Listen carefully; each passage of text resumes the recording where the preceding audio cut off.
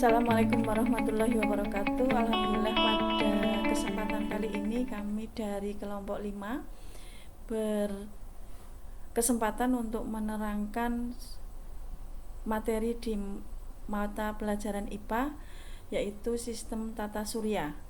Kami dari kelompok 5 beranggotakan 4 orang, yaitu yang pertama Bu Eri Susanti SPD, yang kedua Bu Kusriyati SPD, yang keempat Bu Nur Vita Nurrohmah SPD, yang keempat Nur Wijayanti.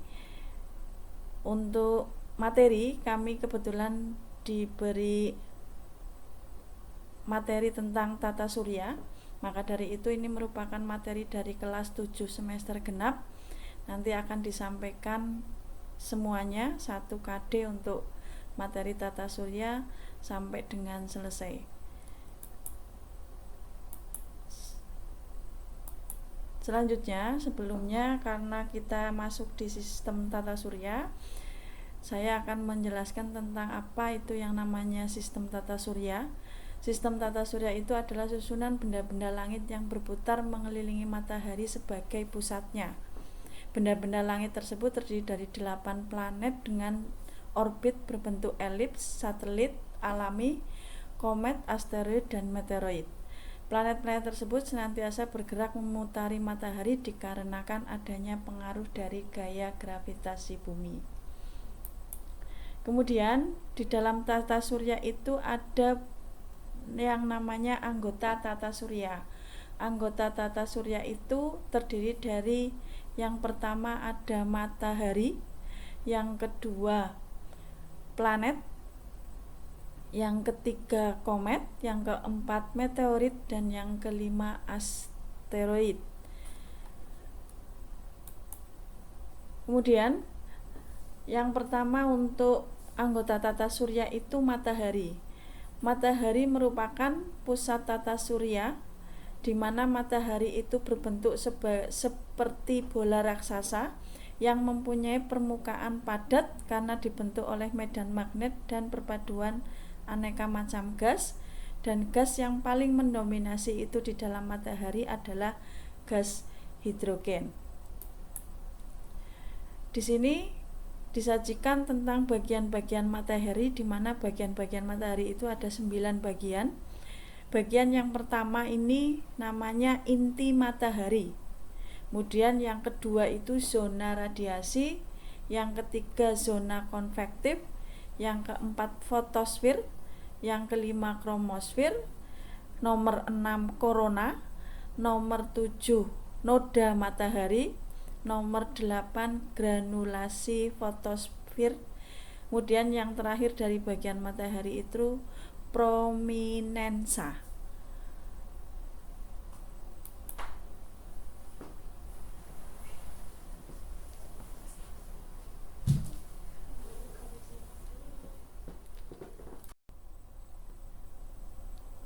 Materi selanjutnya yaitu anggota planet kedua dari tata surya, planet.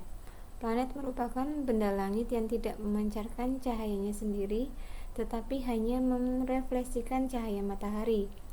Menurut International Astronomical Audit, planet merupakan benda langit yang mempunyai orbit mengelilingi matahari. Planet-planet di tata surya juga memiliki massa dan gravitasi yang cukup sehingga bisa membentuk struktur bulat dan memiliki lintasan orbit yang bersih. Berikutnya, pengelompokan planet. Pengelompokan planet yang pertama berdasarkan bumi sebagai pembatasnya. Dibedakan menjadi 2, yaitu planet inferior dan planet superior. Planet inferior, planet yang orbitnya berada di dalam orbit bumi, yang termasuk inferior yaitu Merkurius dan Venus. Planet superior adalah planet yang orbitnya berada di luar bumi. Yang termasuk planet superior ada Mars, Jupiter, Saturnus, Uranus, dan Neptunus. Yang kedua, pengelompokan planet berdasarkan asteroid sebagai pembatasnya. Dibedakan menjadi 2 macam, yaitu planet dalam dan planet luar.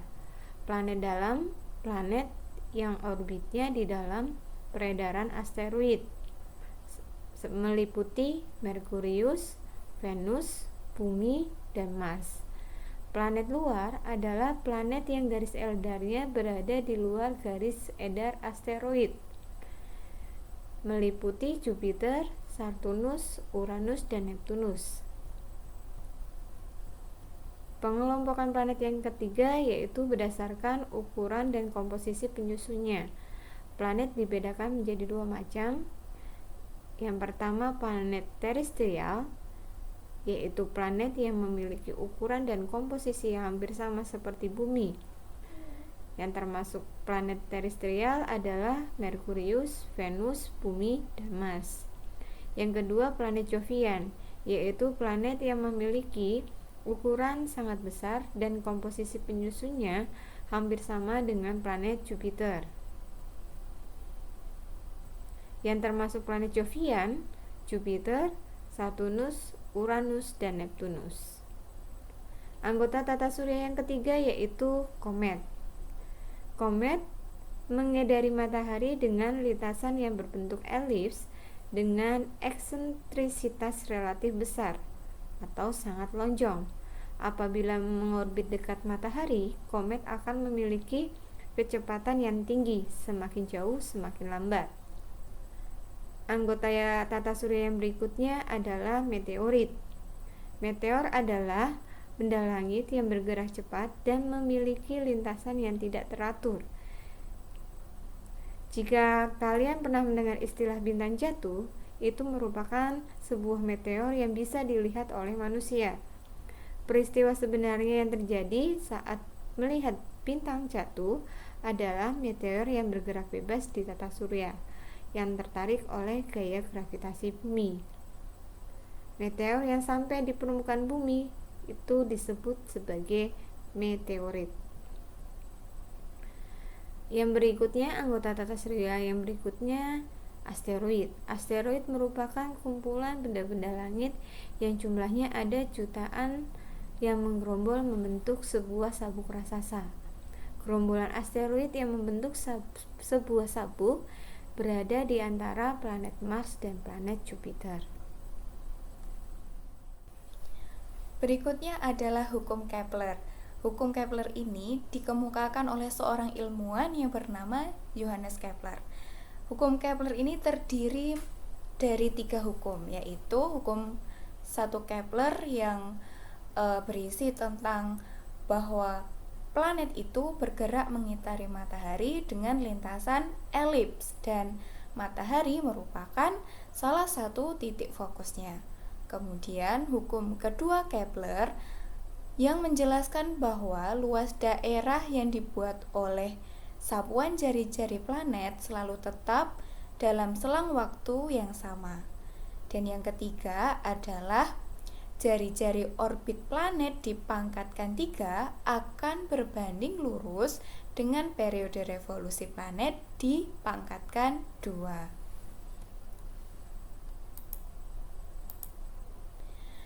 Berikutnya adalah rotasi bumi. Rotasi bumi itu pengertiannya adalah perputaran bumi pada porosnya. Waktu yang diperlukan bumi untuk berputar atau berotasi yaitu 23 jam 56 menit. Rotasi bumi ini pergerakannya dari barat ke timur. Apa akibat dari rotasi bumi ini? Akibatnya adalah pertama, terjadinya siang dan malam. Kedua, gerak semu harian matahari. Yang ketiga, perbedaan waktu. Yang keempat, pembelokan arah angin. Selain bumi berputar pada porosnya, bumi juga bergerak atau berputar mengelilingi matahari yang disebut dengan revolusi bumi. Waktu yang diperlukan bumi untuk melakukan revolusi adalah 365,24 hari atau jika dibulatkan menjadi 1 tahun. Bumi berevolusi dengan arah yang berlawanan dengan arah perputaran jarum jam. Apa saja akibat revolusi bumi? Yang pertama, perbedaan lamanya siang dan malam. Yang kedua, gerak semu tahunan matahari. Yang ketiga, perbedaan musim. Dan yang keempat, terlihatnya rasi bintang. Nah, berikut adalah gambaran pergerakan revolusi matahari pada tanggal 22 Desember.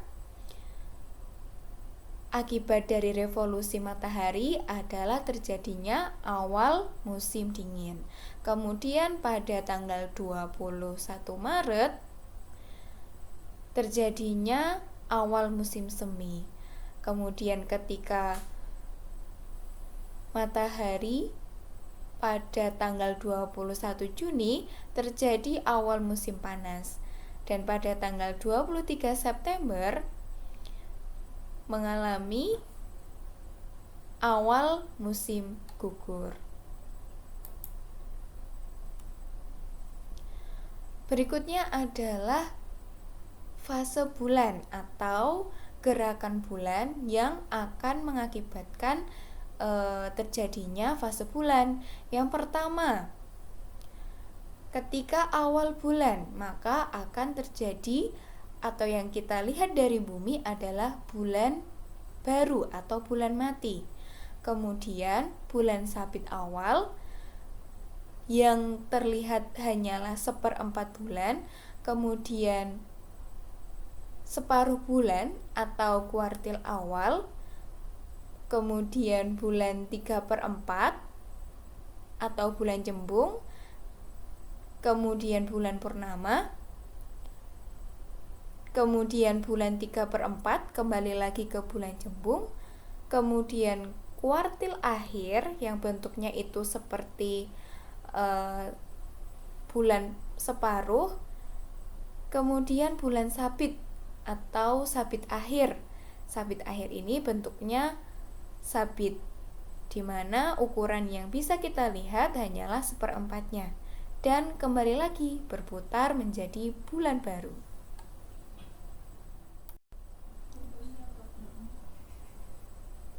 Baiklah, selanjutnya kita akan mempelajari tentang gerhana.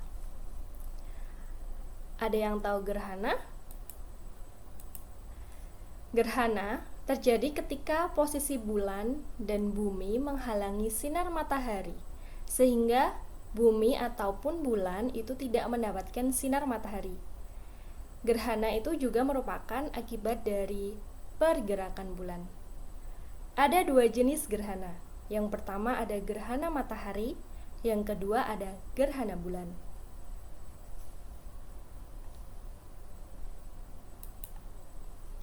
Untuk yang pertama, itu gerhana bulan. Gerhana bulan terjadi ketika bulan memasuki bayangan bumi.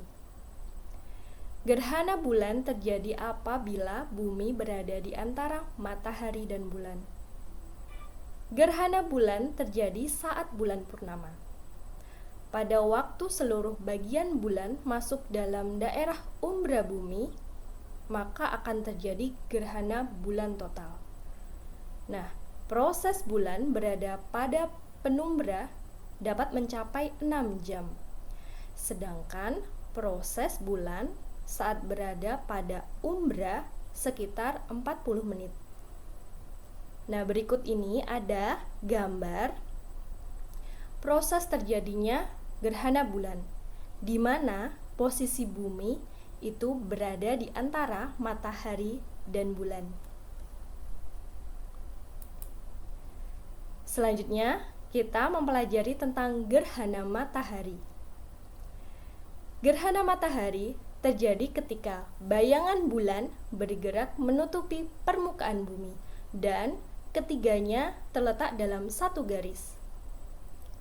Gerhana matahari terjadi ketika bulan baru. Akibatnya, ukuran bulan lebih kecil dibandingkan bumi. Nah, ukuran bulan yang lebih kecil tadi mengakibatkan 3 kemungkinan gerhana. Nah, sebelum kita tahu 3 kemungkinan gerhana itu, di sini ada gambar posisi saat gerhana matahari, posisi matahari, bulan, dan bumi. di mana bulan itu berada di antara matahari dan bumi.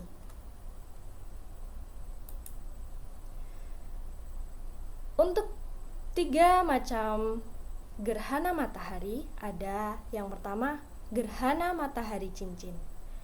Gerhana matahari cincin terjadi pada daerah yang terkena lanjutan umbra, sehingga matahari terlihat seperti cincin.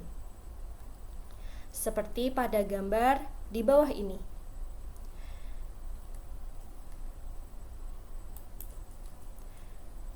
Untuk yang kedua ada gerhana matahari sebagian. Gerhana matahari sebagian terjadi pada daerah-daerah yang terletak di antara umbra dan penumbra, sehingga terlihat sebagian.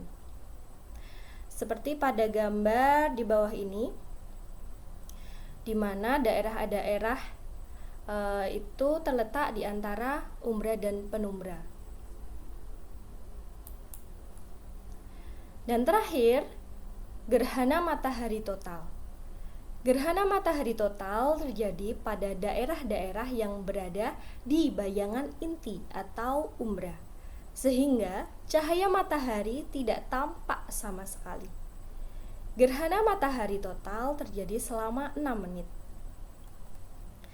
Nah, di bawah ini ada gambar saat proses gerhana matahari total, di mana bumi itu akan tertutupi umbra yang dilanjutkan yang tertutupi bulan.